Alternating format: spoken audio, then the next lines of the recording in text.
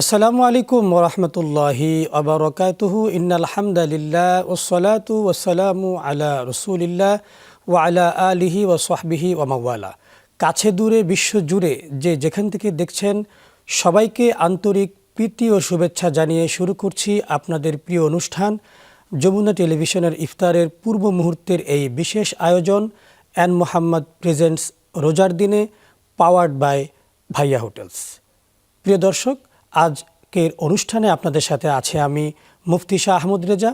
আলোচনা করব চমৎকার গুরুত্বপূর্ণ একটি বিষয়ে। আজকের আলোচনার বিষয় ইফতারের আগের মুহূর্তের গুরুত্ব ও ফজিলত।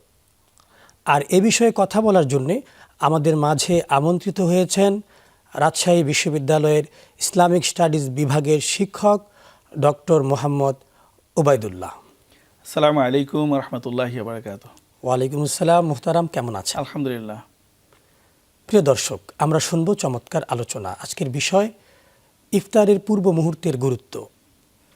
প্রিয় নবীজি সাল্লাল্লাহু তাআলা আলাইহি ওয়াসাল্লাম বলেছেন, লিসসাইম ফারহাতান, যে একজন রোজদার ব্যক্তির দুটি আনন্দ। ইদা আফতরা, যখন সে ইফতারি করে তখন একটি আনন্দ পায়, এবং ইদা লাকিয়া রব্বাহু, যখন সে আল্লাহ পাকের দিদার পায় তখন সে আনন্দিত হয়। প্রিয় দর্শক, চলুন আলোচনা শুনি। যে মোহতারাম, আমরা আছি ইফতারের ঠিক পূর্ব মুহূর্তে। তো আজকের আলোচনার বিষয় হচ্ছে ইফতারের পূর্ব মুহূর্তের ফজিলত। তো আপনার কাছে আমরা জানতে চাই যে ইফতারের পূর্ব মুহূর্তে দোয়া কবুল হয়, কেন এটিকে দোয়া কবুল হওয়ার মুহূর্ত বলা হয়েছে?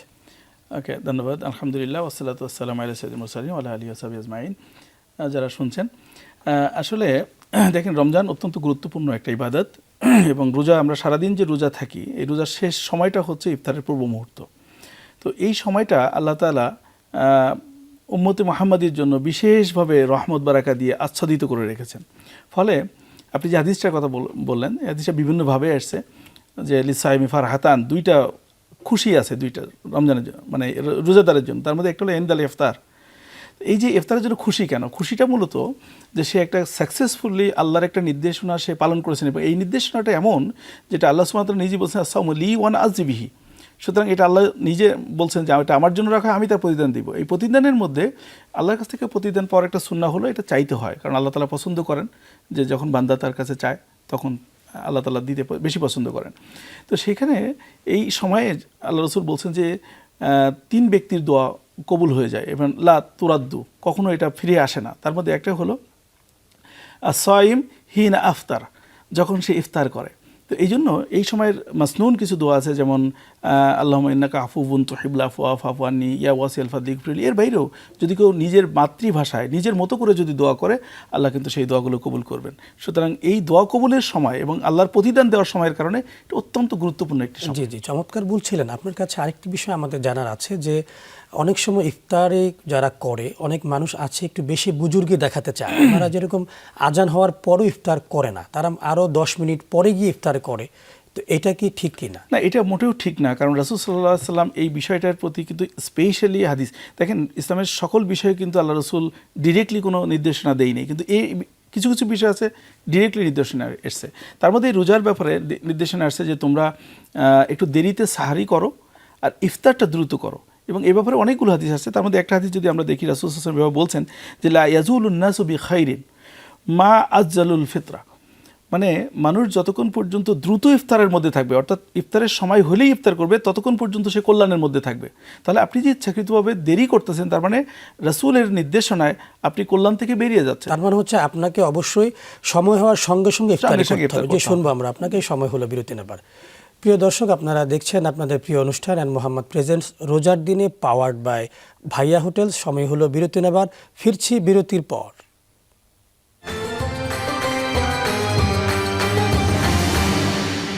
প্রিয় দর্শক, বিরতির পর আরও একবার স্বাগতম। আপনারা দেখছেন আপনাদের প্রিয় অনুষ্ঠান এন মোহাম্মদ প্রেজেন্টস রোজার দিনে পাওয়ার্ড বাই ভাইয়া হোটেলস। আমরা শুনছিলাম চমৎকার আলোচনা করছিলেন ডক্টর মোহাম্মদ ওবায়দুল্লাহ।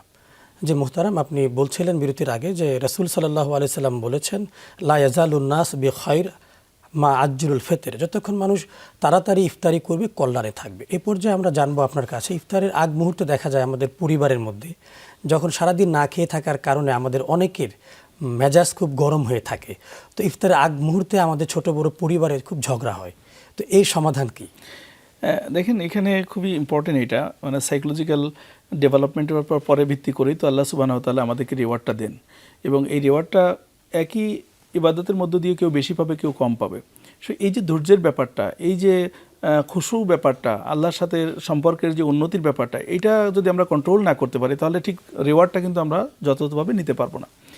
এখানে আসলে ঝগড়াঝাটি করার তো কোনো সুযোগই নেই, কারণ রাসূল সাল্লাল্লাহু আলাইহি ওয়াসাল্লাম হাদিসের দিকে যদি আমরা তাকাই তাহলে বলছেন, যদি তোমাদের সাথে কেউ ইচ্ছাকৃতভাবে ঝগড়া করে তাহলে তোমরা বলবো আনা সাইমুন, এভাবে দূরে চলে আসবা যে আমি রোজাদার ব্যক্তি, অর্থাৎ ঝগড়ার তো সুযোগই নেই।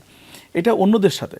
এখন যদি পরিবারের সাথে আসি, পরিবারের সাথে তো এমনিতেই কোনো কারণে ঝগড়া করার সুযোগ নেই, বরং এখানে একটু খেয়াল রাখা দরকার যে পরিবারের লোকজন কিন্তু ইফতার প্রস্তুতির জন্য, যেহেতু আমরা একটা খুব আনুষ্ঠানিকভাবে ইফতার করি, যদিও এটাও সুন্নাহর অনেকটাই খেলাফ, তো সেখানে তারা যে পরিমাণ কষ্ট করে, ওই কষ্টের মধ্য দিয়ে আমরা যদি তাদেরকে আরও এইভাবে মানে রাগান্বিত হই বা এইভাবে একটা পরিবেশ তৈরি হয়, তাহলে আমরা আল্লাহর যে বারাকা, আল্লাহর যে রহমত ফদিলত যেটা আমরা পাওয়ার কথা, সেটা থেকে কিন্তু আমরা বঞ্চিত হব, এটা কোনো সুযোগই নেই। আবার দেখা যায় অনেক সময় আমাদের পরিবারের অনেক তরুণ সদস্যরা তার ইফতারের টাইমে গেম খেলে বা অযথায় মোবাইল স্ক্রলিং করে বা বিভিন্ন বাদ্য শোনে, তো এ ব্যাপারে যে রোজার যে আধ্যাত্মিক পরিবেশটা কি নষ্ট হয় না? না, ডেফিনেটলি।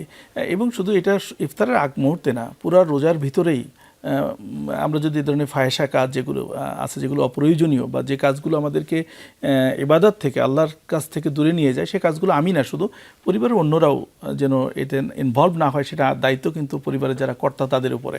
কারণ আলা কুল্লুকুম রাঈন ওয়া কুল্লুকুম মাসউলুন আন রাইয়াতিহি, এবং পরিবারের যিনি কর্তা তিনি পরিবারের লোকজনের ব্যাপারেও কিন্তু তাকে জিজ্ঞাসা করা হবে। ছোটো ছোটো বাচ্চারা তারা জানে না, বোঝে না, তারা যদি গেম খেলে বা এই ধরনের যদি কোনো ভিডিও দেখে বা কোনো ধরনের ইনভলভমেন্ট থাকে, আমাদেরকে তাদেরকে বোঝানো উচিত যে রমজান মাস এবং এই ইফতারের আগ মুহূর্তে বিশেষ করে সবচেয়ে চমৎকার হয় যদি ইফতারের সময় সামনে নিয়ে যদি আমরা সবাই বসে এই দোয়াগুলো নিজেরাই যদি প্র্যাকটিস করি।